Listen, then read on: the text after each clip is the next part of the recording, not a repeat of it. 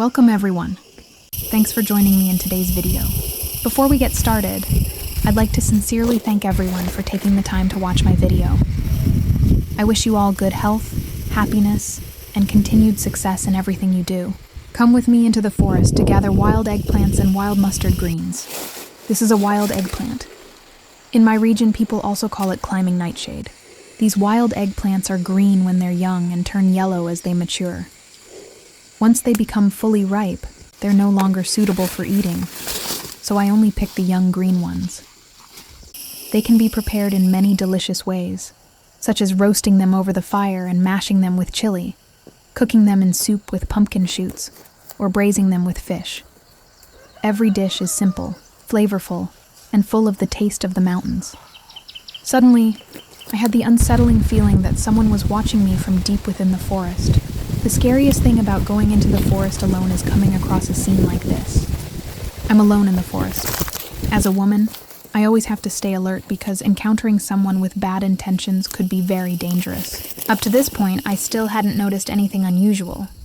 If you were a woman and had to go into the forest alone like I do, would you be scared? To prepare a $0 meal for my family in the Highlands, I go into the forest every day, cross streams, gather wild vegetables, and catch fish. This is simply part of our daily life. That man was following closely behind me and getting closer with every step. At that moment, I heard a noise very close by, as if someone was hiding behind a tree. When I turned to look, the person had already hidden, so I could only hear the sound without seeing anyone. I was terrified and ran as fast as I could to get away from the area.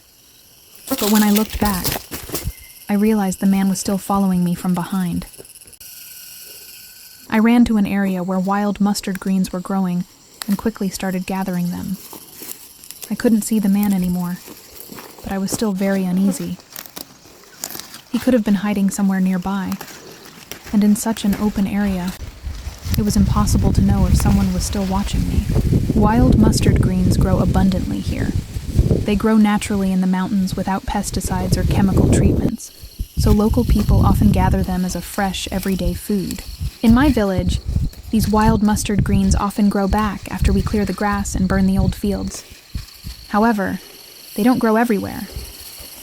They usually appear only in areas where our grandparents and earlier generations planted mustard greens about 30 to 40 years ago, leaving seeds in the soil. Even today, after the fields are cleared and burned, those seeds still sprout naturally. After gathering enough vegetables, I hurried back home. But when I reached the foot of the hill, I was shocked to run into the same man again. At that moment, I felt that the man intended to harm me.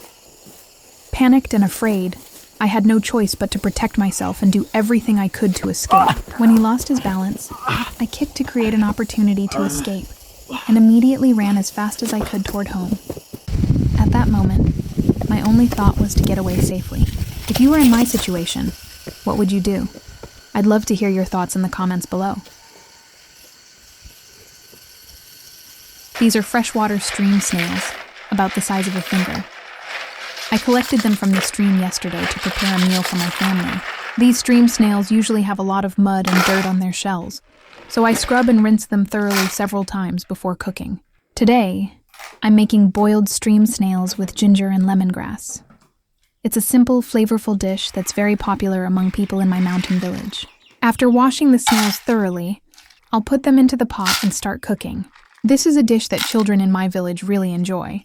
The snails are naturally sweet and flavorful, making them a favorite among the kids. To cook this dish, I only add enough water to just cover the snails. Using just the right amount of water helps the snails cook evenly while keeping their natural sweetness and flavor. The pot is now on the stove. Next, I'll add a little ginger to enhance the flavor and help remove any fishy smell from the snails. I'm washing some fresh ginger before adding it to the pot.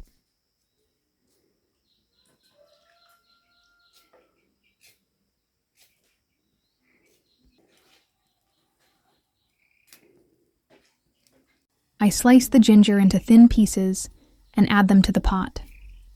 The ginger gives the snails a wonderful aroma and enhances their natural flavor.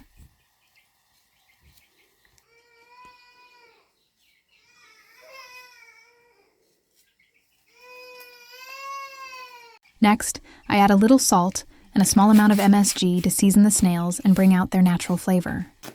I gently stir the snails so the seasonings are evenly absorbed, making the dish more flavorful and delicious.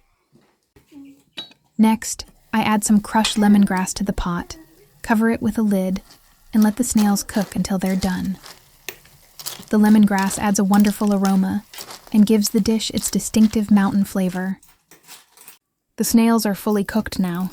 It's time to serve them on the table and enjoy the meal together as a family. My child is enjoying some cucumber. Everyone.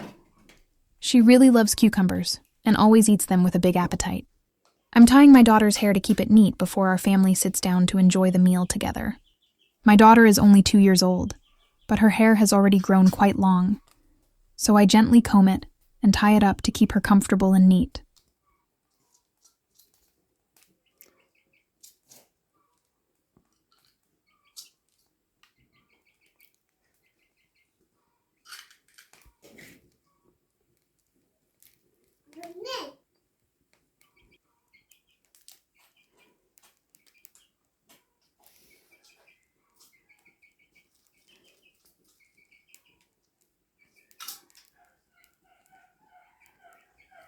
While I was tying my daughter's hair, my son quietly sneaked a few snails from the pot to eat.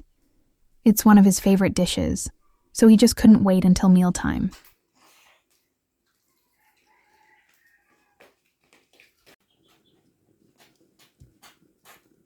Now I'll transfer the cooked snails into a large serving bowl before bringing them to the table. The snails are hot, fragrant with ginger and lemongrass, and ready for the whole family to enjoy.